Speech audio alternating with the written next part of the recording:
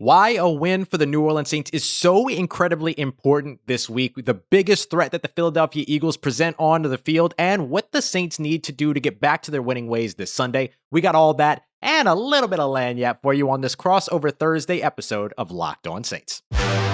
You are Locked On Saints, your daily New Orleans Saints podcast, part of the Locked On Podcast Network, your team every day.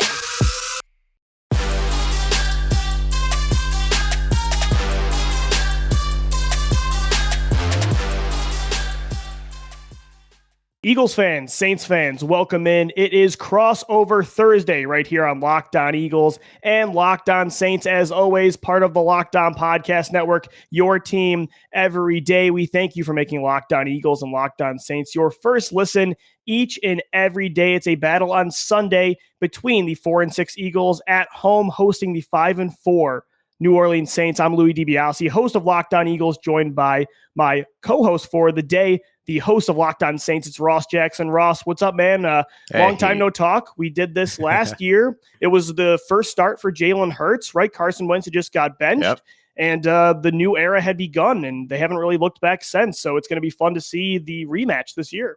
Yeah, I'm really looking forward to seeing where these two teams have grown and changed over the course of the year. Of course, New Orleans Saints are going to be walking in with their own quarterback troubles this time, sort of where the Eagles were last time. But now I dare say the Eagles are far out of the conversation of trouble when it comes to Jalen Hurts, because, man, he's looking good. No, he has played really well. And it's crazy. You look back to just a year ago, that was his first start, and it was a convincing win for Hurts and the Eagles. And you know what's crazy, Ross, is the Eagles this year, they're 4-6, only a game back of the Carolina Panthers right now as the 7th seed in the wild card. But that really hasn't been because of the home field advantage. They haven't won at Lincoln Financial Field. They're 4-2 this year on the road, and they haven't won. They're 0-4 at home. Their last win actually at the Link was last year against the Saints. So we'll see if they can finally get on the board in New Orleans against New Orleans again. Yeah, and look, I think the whole idea of them not winning at home since the last time they played the Saints in and of itself is motivation for the Saints. And of course, this win is very important for both the Eagles and the Saints. I'm sure we'll highlight, the playoff picture, tiebreakers, all those head-to-head sort of situations and everything as we go through. But I know I'm just very excited to talk about this game because I've been looking forward to this one all season. Yeah, absolutely. And Ross, you look at it, these are two of the most consistent teams from that 2017 to 2020 stretch. And now they kind of find themselves like in the middle of, I wouldn't say it's a rebuild for the Saints. It's kind of a retooling for New Orleans, a rebuild for the Eagles. But yet at the same time, you alluded to it, both teams are competing. Like the Saints right now holding on to that 6th seed at 5-4. The Eagles only a game and a half back from them, a game back from Carolina. This could be huge in that head-to-head matchup tiebreaker because the Eagles already have a win against the Panthers and the Falcons, who are battling for those spots. A win against the Saints would go a long way, and the same for New Orleans. I think the only difference is it feels like although these two teams are kind of fighting for those last two spots and they're kind of in a similar tier in the NFL, it feels like with the Saints, they're a quarterback away still, where their roster looks very similar to the teams that were making deep runs, whereas the Eagles, it feels like, both teams lost their franchise quarterback, but it was for different reasons. A lot of it was because for the Eagles, their roster and just how long of a way they had to go. I mean, they've looked a lot better since over the last few weeks, but I think there's definitely a difference between the two teams, I think. Oh, yeah, for sure. And just to highlight the importance of the win here, for the New Orleans Saints, if they were to beat the Eagles and then split the rest of their series, they already have losses to Carolina and Atlanta. But if they split those series, then head-to-head and conference wins become really important in terms of any potential tiebreakers down at the bottom of the NFC playoff race the Saints will be engaged in. And that sort of gauntlet down there after those top 4 spots, that becomes a huge, this potential win here for the Saints could become a huge deal for them in terms of solidifying their playoff spot if they can continue to maintain that conversation and maintain themselves in that conversation. And I do think that they can. They have the pieces to be able to do it, particularly that defense. Over on the offensive side, you mentioned they're a quarterback away. The thing that feels a little bit different in New Orleans is that it also feels like in some cases, they're kind of a receiver or two away as well. Sure. Michael Thomas not able to get back out on the field at all this season. So they're working with these guys that are undrafted free agents. And of course, Traquan Smith, who was a 3rd-round draft pick just a few years ago, but they're trying to get this sort of receiving core, pass catching core, I would even say at this point, a little bit more reliable going into games. And they've been fantastic in the fourth quarter when these, particularly over these last two games when teams and defenses start to let up after big leads, but they have to be able to get out to a stronger start at this point. And probably the biggest news around the New Orleans Saints right now has been that they lost Alvin Kamara for last week's game. Mark Ingram filled in, and their loss in Tennessee, it looked great for them. He looks like a guy that could still lead, a running back room for you if you needed to. But Alvin Kamara returning to practice on Wednesday, that's really, really, really big news for the New Orleans Saints because they'll need Alvin Kamara if they want to get this win in Philly. Yeah, no, for sure. And we're going to get into Kamara. We're going to get into the matchups on both sides of the football coming up on Crossover Thursday. Louis DiBiase, Ross Jackson, Locked On Eagles, Locked On Saints. But Ross, before we do get into that, I mean, what do you think is the biggest storyline for the Saints in this matchup? Yeah, I mean, look, I think it's that Alvin Kamara watch right now over the course of this week, right? That becomes the biggest piece of all this. Now, the Saints are going to be rolling ahead again with Trevor Siemian at quarterback, I expect. Now, they could potentially transition over to Taysom Hill, but the Eagles kind of exposed Taysom Hill in his fourth game and his final game as a starter last year. That defense did a great job around limiting him, confusing him, giving him something he hadn't seen with all those versatile players, particularly at the second level and in the secondary. And so I think that becomes a huge piece of importance for them as they head forward here. And so you look at what the biggest story is for them. It's got to be getting Alvin Kamara back and having him back in the backfield for them because he is their most solidified and their most consistent playmaker, and they're going to need him. They're going to need him big time. So that's kind of the biggest story for the Saints. What are you thinking about for the Eagles? I think the biggest storyline for the Eagles right now, I'm still most curious about the identity of this football team as they head into the later portion of the playoff race, and they are in it despite being 2 games under 500 at 4-6. And look, the run game right now is really working, and they're just in a high volume, high efficiency run offense right now. But the question is, will they continue to go at this high volume, this 2018 Baltimore Ravens like style, especially though considering the strides that Jalen Hurts is making in the passing game? Like it's kind of Ross, this like balance between, your priorities short term, you are in the playoff race, but at the same time, a lot of what 2021 for the Eagles was about was finding out long-term answers, specifically with who's going to be your quarterback. And so you kind of have to find that balance like, yeah, you don't want to be using Jalen Hurts at a James Harden, Russell Westbrook usage rate, if you will, to make an NBA reference, right?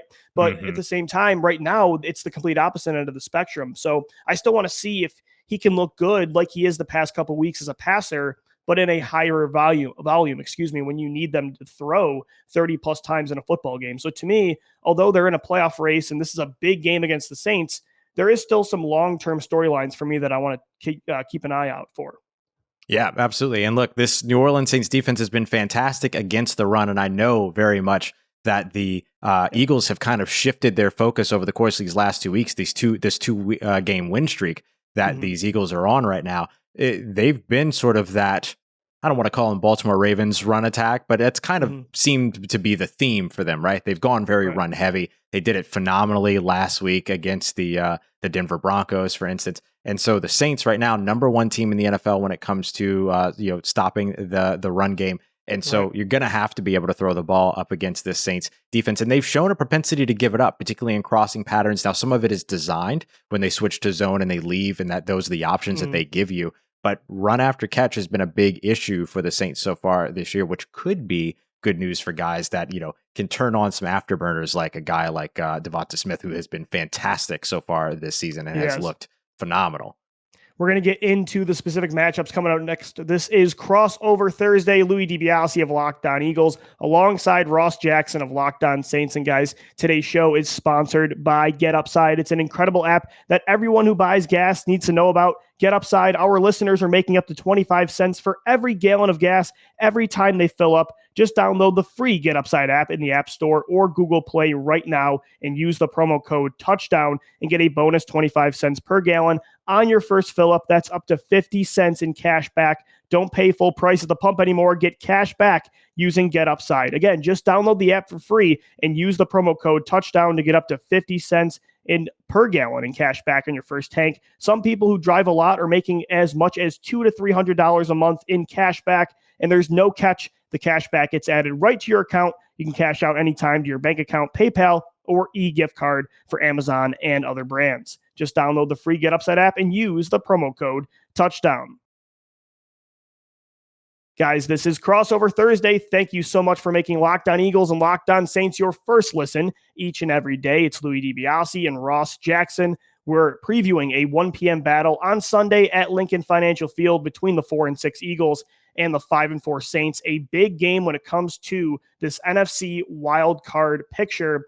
And Ross, we talked about the storylines in segment 1. Now I want to get into the matchups, though, because we alluded to at the end of segment 1, like strength against strength. The Eagles are now a run-heavy offense. The Saints are the top rushing defense in the league right now. I mean, obviously, that's one of the big matchups to watch. What's another one, too, that you're keeping a really close eye on in this matchup? Yeah, I'm going to keep it in the trenches, but I'm going to look at something a little bit more specific here when it comes to the run game. We had Doug Mouton from WWL down in New Orleans on Locked On Saints yesterday, and he talked about the importance of contain against Jalen Hurts. It was something that really hurt the Saints last year. 8 times he broke contain up against these Saints edge rushers that were focused on trying to maintain it. Now, you have a little bit of a better tandem this year than you had last year. Trey Hendrickson, who is now a Cincinnati Bengal, is a very nice pass rusher, don't get me wrong, but he was not very good against the run game, and he certainly wasn't very good in the contain game. Now the Saints will rely on veteran Cam Jordan there, as well as the young bull, I guess you can call him, in Marcus Davenport, as he's really started to turn it on since he came back from injury. So maintaining contain around the edges there is going to be a big focus for this team. You might not even really see them try to put too much pressure, in terms of those 4 down linemen on Jalen Hurts. They might use some stunts or some blitzes from the second level, try to vary that up a little bit. But when it comes down to it, you might see those edge rushers more focused on where's Jalen Hurts, where is he looking, and where is he headed? Because the Saints are a very heavy man coverage team, which means a lot of those linebackers, a lot of those secondary players are turning their backs to Jalen Hurts. So you're going to need the spy, you're going to need the contain. That's going to be huge for them in this one. I'm glad you mentioned man coverage with the Saints defense, because one of the matchups I'm keeping a really close eye on. And of course, it has to do with how it's going to dictate the outcome of this football game, but also just from a fan perspective, Ross, I love the one-on-one matchups, right? That NBA style. And you don't really get that a lot in football, but you do when it comes to wide receivers versus cornerbacks and man coverage. Yeah. And to see DeVonta Smith go up against Marshon Lattimore is going to be a fun test for sure. That's one of the best corners in football. One of the toughest, if not the toughest challenges of DeVonta's early career. And we talked about it a little bit in segment 1, but DeVonta Smith has been on fire lately. 2 incredible touchdowns against the Denver Broncos this past week. Pro Football Focus has him as the top wide receiver, graded the last 4 games. He's the highest graded rookie receiver now from PFF, even over Jamar Chase, who's been having an incredible rookie year, probably the favorite of to win Offensive Rookie of the Year for the majority of the season. To see him go up against Marshon Lattimore now is going to be a really fun test. And like you said, they're going to have to throw the football probably to win this game. I mean, obviously it's going to be, the Eagles don't have a weak run offense. It's the strength of the team. But the Saints have the top rushing defense in football right now. So Jalen Hurts going to have to throw more than, 15 to 20 times like he's been able to get by with the last 3 weeks. So it's going to have to be DeVonta Smith, especially with no Dallas Goedert this week, that really takes up the volume in the passing game.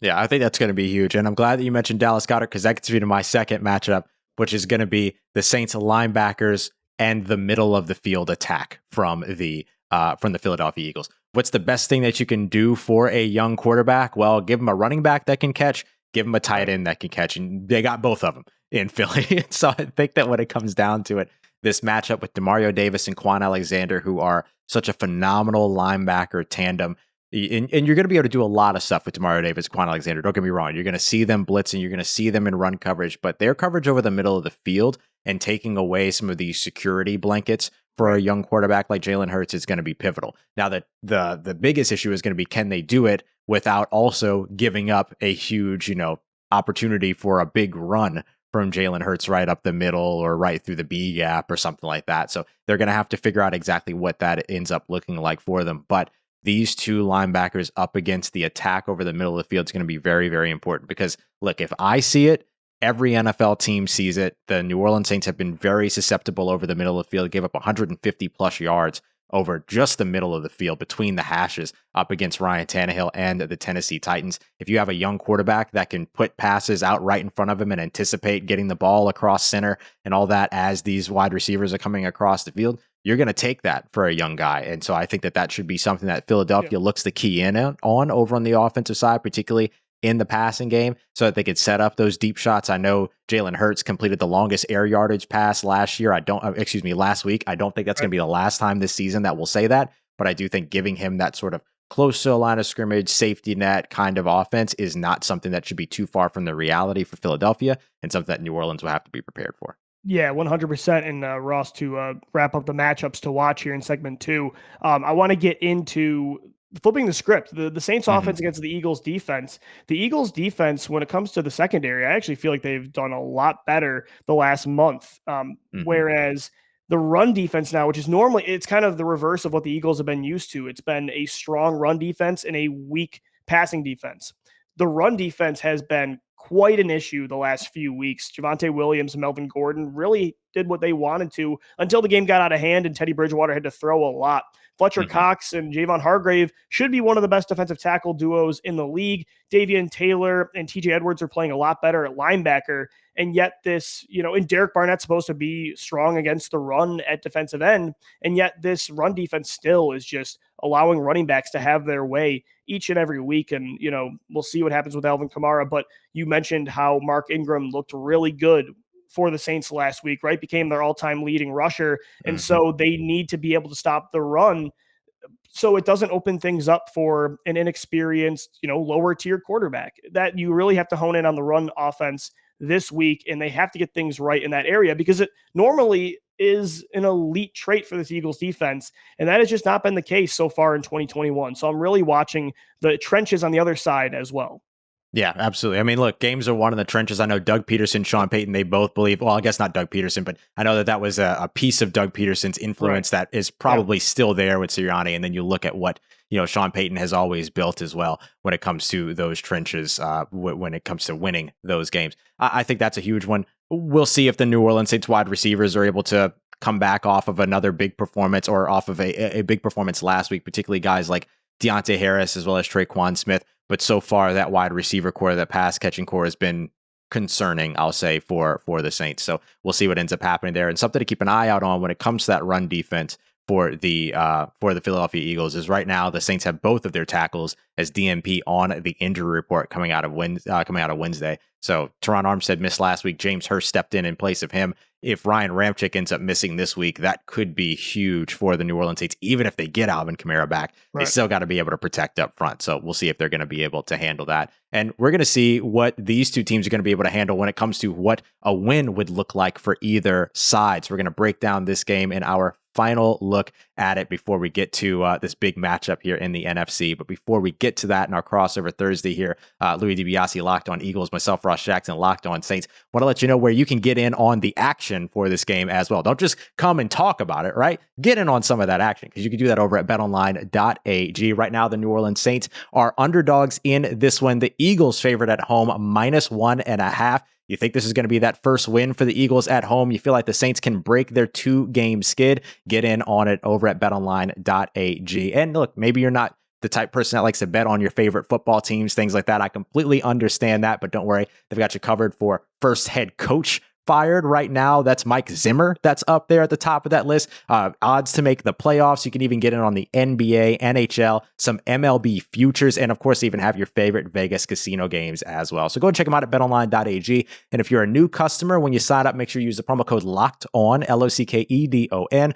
for a 50% welcome bonus on your very first deposit. That's promo code LOCKEDON for 50% off, a 50% welcome bonus over at betonline.ag, where the game starts. This is Crossover Thursday. Louis DiBiase of Locked On Eagles, Ross Jackson of Locked On Saints, previewing this Sunday matchup at 1 p.m. in Philadelphia at Lincoln Financial Field between the 4-6 Philadelphia Eagles and the 5-4 New Orleans Saints. Ross, we've had a great show diving into the storylines to watch in this matchup, the matchups to watch as well in this football game. So I want to ask you to wrap up the show. Like, what does a win look like for the Saints to get to 6-4, to continue to keep a hold on one of those wild card spots? But not only that, but they're right in there for the NFC South division title with the Tampa Bay Buccaneers and the Carolina Panthers. So to get a win, to keep running for that division crown and to secure a playoff spot, what does a win look like for you? Yeah, I'm really pleased about the chaos in the NFC for keeping our beloved team still in the mix here for the postseason conversation. Look, I think that in order for the Saints to get a win in this, they're going to have to do a couple different things. First of all, they have to start out hot. They haven't been able to do that really all season so far. They have been a team that ends up having a big time performance in the fourth quarter to close gaps, particularly under Trevor Siemian so far over the course of these last two games. Trevor Siemian's pass rating has been in the 80s over the course of the first three quarters, but then that has jumped up in the fourth quarter to 120 plus. So that's really the Saints need to be able to start off hot as opposed to finishing hot or trying to close the gap late and things like that. So that's going to be number one. They're going to need their kicker to make extra points. That would be remarkably helpful when it comes to Brian Johnson, who missed 2 point after attempts last week in Tennessee, which changes the game for them to where they had to go for 2 to try to tie the game. Whereas had they hit both of those extra points, it would have been a situation where they would have been kicking for the lead for an extra point in that last and final touchdown to Marquez Callaway. So those are the big things that sort of have to happen execution-wise over on the offensive side. And I think they have to have a big game. They have to figure out the passing attack. I just think that this is something that this team is bound to get right eventually, especially right now where there's no Michael Thomas coming back. There's no potential for OBJ to return to the state of Louisiana to save the beloved franchise or anything like that. It's not happening. They just have to figure it out with who they've got. And I think eventually they'll figure that out. Over on the defensive side, continue to be strong against the run game. Keeping this team to, let's say, under 3.5 yards per carry would be fantastic. I know this team usually aims for under 3 per carry, but it's a little bit different when you have that mobile quarterback. It's just such a huge sort of weight in the opposite direction or push in the opposite direction. And then, of course, not giving up the big plays. The Saints gave up a bunch. I think over the last 2 weeks, it's been 10, 20+ yard plays given up, even though they haven't given up in either of those games a reception for more than 20 air yards. It's been yards after catch that have killed them constantly. So they're going to have to be able to get all of that figured out over on the defensive side. So if they can just do all of that, then that's what a win looks like. Yeah, no, absolutely. And I think for the Eagles, what a win looks like for the Birds on Sunday. On the offensive side of the football, obviously you want to stay true to what you're doing well right now. And that's, running behind the strength of your team, which is the offensive line, which is this run game, even without Miles Sanders, Jordan Howard, Boston Scott, Kenneth Gainwell, Jalen Hurts himself have really been carrying this team when it comes to production on the ground. But at the same time, you got to be balanced because the Saints are a top tier rushing defense. So Jalen Hurts, I want to see him throw the football. He's been very efficient throwing the ball the last few weeks against the Chargers. I'd say the Lions too, even the week before, and against the Broncos. But let's see now if the volume increases, if he can continue that efficiency up, because eventually you can't be running the football 40+ times a game and expect to always win consistently. So it's striking a balance on the offensive side of the football. And then when it comes to the defense, so far this year, they've been very hot and cold with when it comes to playing aggressive versus playing very deep, off-ball zone coverage. They've allowed more quarterbacks to have an 80% completion percentage than it should ever happen. They were on pace, before last week, Ross, to have the highest completion percentage allowed in NFL history at 75.5%. So to me, he has adjusted. Jonathan Gannon, I should say, the defensive coordinator, has adjusted and played more aggressive when he doesn't play star quarterbacks. And so considering I wouldn't say Trevor Siemian is a star quarterback by any means necessary, I hope he sticks with that theme. Obviously, you want to see him eventually against good quarterbacks, make them work for their yards too, but don't make it easy on somebody like Trevor Siemian or Taysom Hill, whoever is playing quarterback. Play aggressive, trust your cornerbacks like Darius Slay, who's having a Pro Bowl season, and let them go make plays against the New Orleans Saints on Sunday. Those are the keys to me for an Eagles victory. And Ross, it's going to be a great game. It was a great game last week. It's always fun when these two teams battle it out. There was kind of a little bit of a rivalry going on in 2017 and 2018 with these teams. So, they're very different units now. But at the same time, it's always a good one, and I can't wait to watch the game on Sunday. Yeah, absolutely. And I think Malcolm Jenkins is thinking about it the same way that we're thinking about it. I'm sure he's very excited to get it. That's a position we have not replaced since we lost him in 2019. Yeah, I mean, it's a big narrative here. And talking about it from the New Orleans perspective, the Saints missed him terribly when they didn't have him. They spent years trying to replace that production and everything. And he has been playing some of his best football, despite the fact that he's however many games in a row at this point, or 1,300 snaps or something like that. It's just insane, this guy's career so far. And he's been playing maybe some of his best football here at a time where usually you start to see those players start to dwindle. And with CJ Gardner-Johnson out for the New Orleans Saints, Malcolm Jenkins picking up a little bit more of an expanded role over the course of over the course of the next couple of weeks. So, expect to see a lot of them and expect him to be very active on the defensive side. Yeah, I think Howie Roseman sometimes projected some older players to regress shorter than... right. You want to be a year early than a year late, that kind of thing. I think he chose wrong when it comes to Malcolm Jenkins. I thought he hung on to guys like Alshon Jeffrey and Jason Peters a bit too long, and I think he let a guy like Malcolm Jenkins go. I think just think it was a bad judgment call, but going to be a great game, guys. Thank you so much for tuning in to Crossover Thursday right here on Locked On Eagles and Locked On Saints. Thank you so much for making Locked On Eagles and Locked On Saints your first listens each and every day. You can follow me on Twitter at DiBiase-LOE, and our show page is at Locked On Birds. Ross, tell everybody where they can find you. Oh, yeah, nice and easy at Ross Jackson, Nola, N-O-L-A, and of course with the Locked On Saints podcast every Monday through Friday. Guys, after Crossover Thursday, make sure you tune into Locked On Bets, your daily one-stop shop for all your gambling needs. Locked On Bets, hosted by your boy Q with expert analysis and insight from Lee Sterling. That's going to do it for Crossover Thursday. For Ross Jackson, I'm Lou DiBiase signing off. As always, thank you for downloading, thank you for listening, and enjoy the game on Sunday.